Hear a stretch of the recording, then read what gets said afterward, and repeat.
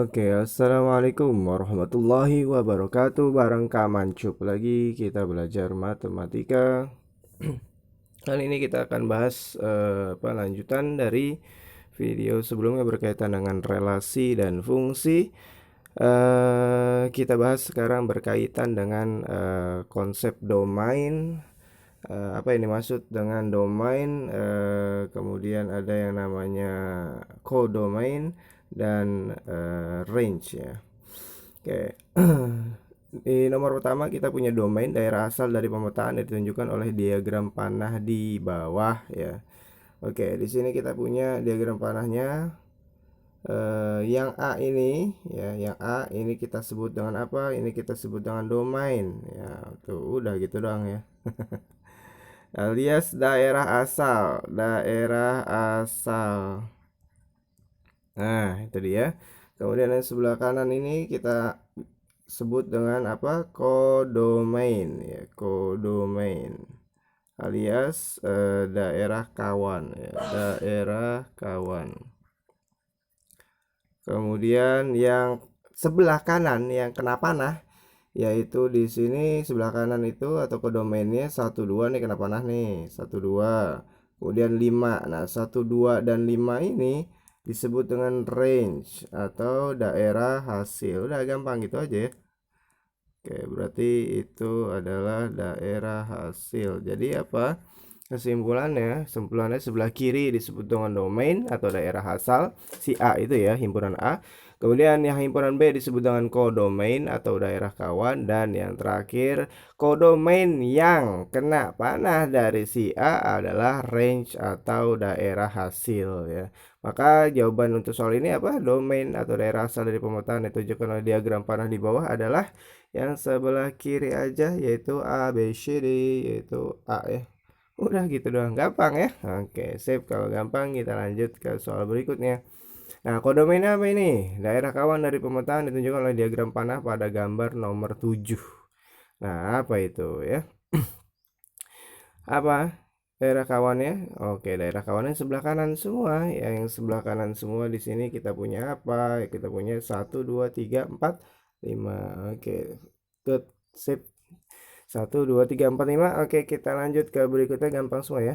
Range daerah hasil dari pemetaan ditunjuk oleh diagram pada nomor 7 atau yang ini ya, diagramnya 1 2 3 4 5 sebelah kanan, tapi yang kena cuma 1 2 dan 5. Tadi udah kita bahas ya, 1 2 dan 5. Sip.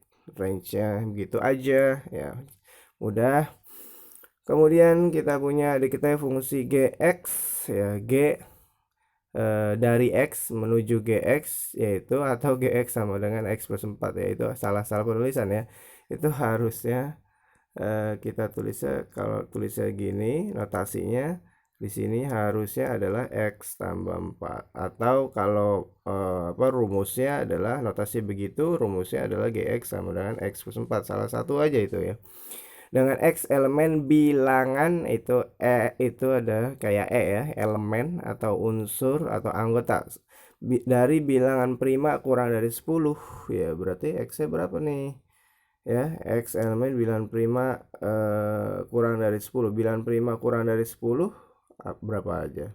Ya, 2 ya, bilangan prima udah paham ya, sebelumnya udah pernah kita bahas. 2 3, kemudian 5, kemudian apa tuh 7, 9 nggak bisa ya. Kenapa? Karena bisa dibagi 3. Nah, jika semua daerah kawannya adalah bilangan asli ya, bilangan asli berarti dimulai dari angka 1. Iya, 1 2 3 4 5 6 7 8 9 dan seterusnya, maka daerah hasilnya adalah tinggal disubstitusi saja ya. Disubstitusi kemana? Ke rumusnya di sini nih. Nah ya, nah berarti kalau gitu misalkan kita masukin deh X yang pertama.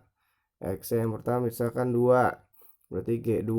Nah, rumusnya kan GX adalah X tambah 4, berarti X nya 2. 2 tambah 4 berapa? 6 ya. Kemudian X-nya berapa lagi? X-nya 3 di sini. Oke, X-nya 3. Berarti kalau gitu X tambah 4, X-nya ganti 3. 3 tambah 4, 7. Sampai di sini berapa? 5. Oke, berarti G5. G5 berarti X tambah 4, berarti 5-nya tambah 4 jadi 9. Satu lagi G berapa itu? G7. G7 X tambah 4, X ganti 7. 7 tambah 4 adalah 11. Berarti kita punya daerah hasil di sini apa aja? Kita punya 6, kita punya 7, 9 dan 11 dengan X yaitu 2357. Berarti jawabannya yang pelanggan terhormat. Aduh, luar biasa ya, cerdas. Baik sekali ya, memperhatikan pelanggan yang kehabisan pulsa. Oke. 6, 7, 9, 11. Jadi jawabannya adalah domba. Sip. Oke, gampang ya. Oke, itu berkaitan dengan domain, codomain dan range dari sebuah fungsi. Nah, terus kita punya di sini, nah, yang disebut pemetaan. Nah, fungsi itu apa, Kak? Kan kita bahasnya tentang relasi-relasi terus tuh sebelumnya ya. Fungsi itu sendiri apa? Nah, fungsi itu sendiri adalah bagian daripada relasi ya. Yang disebut dengan fungsi. Nah, di sini kok bukan fungsi, disebutnya pemetaan. Nah, itu nama lainnya ya. Fungsi atau pemetaan. Fungsi atau pemetaan nama lainnya. Nah, ini dia. Fungsi atau pemetaan itu apa? Nah, bahasa saya yang gampang adalah yang disebut dengan fungsi ada pemetaan. Misalkan kita punya ada 1, 2, 3 di sini, kemudian ada A, kemudian ada B, ada C di sini. Nah, yang disebut dengan fungsi atau pemetaan di sini kita bisa klasifikasikan, misalkan satunya ke A, kemudian duanya ke B, tiganya misalkan ke B juga ya. Nah, bagian daripada relasi dengan memenuhi syarat-syarat berikut ya, fungsi itu. Yang pertama, yang sebelah kiri yang domain ya. Sebelah kiri domain itu pertama harus berpasangan. Artinya apa? Artinya yang sebelah kiri itu nggak boleh kosong. Dia nggak boleh kosong ya, misalnya 1 2 3 ini harus apa, punya panah ke kanan. Nggak boleh dia misalkan si duanya itu misalkan duanya sendirian gini ya, ini nggak boleh ya, ini nggak boleh. Jadi dia harus berpasangan, dia harus kemana gitu ya, misalkan ke A atau ke B. Nah, ini yang pertama.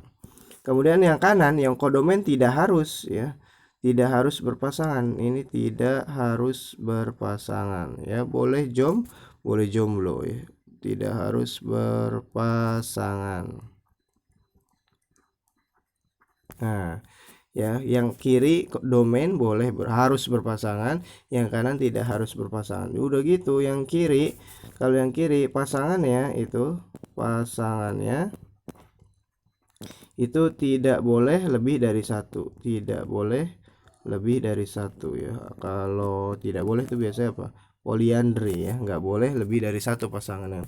Nah, kalau yang sebelah kanan kodomain itu pasangannya boleh ya, pasangannya boleh lebih dari satu ya. Nah, itu ya ciri-ciri atau yang bisa kita bahas atau ciri-ciri khusus yang berkaitan dengan fungsi atau pemetaan ya. Jadi fungsi atau pemetaan adalah bagian dari relasi dengan syarat-syarat seperti ini. Domain atau sebelah kirinya harus berpasangan, pasangannya nggak boleh lebih dari satu. Contohnya misalkan satu ke A, satu nggak boleh lagi nih, misalkan satu ke B lagi nih, misalkan ya satu ke B ini nggak boleh ya, itu tidak boleh. Nah, jadi nggak boleh dia. Kenapa? Karena satunya udah ke A. Kalau udah ke A, satunya ya udah nggak boleh kemana-mana lagi. Terus apa, dia nggak boleh jomblo alias satu misalkan bolong, nggak punya panah, nggak boleh. Oke, yang kanan kodomen nggak harus berpasangan. Contohnya nih, misalkan yang di mana si C nih C jomblo kan, nggak punya pasangan dia, bebas ya, nggak masalah ya kodomen. Kalau terus udah gitu pasangan lebih dari satu, misalkan si B nih, si B ini pasangan punya 2 sama 3 nggak masalah ya. Nah, tetap masih bisa dikatakan fungsi. Nah, sekarang kita perhatikan diagram panah berikut sebelah kiri. Berdasarkan diagram di atas yang merupakan pemetaan. Nah, sekarang kita perhatiin, lihat dulu yang sebelah kirinya.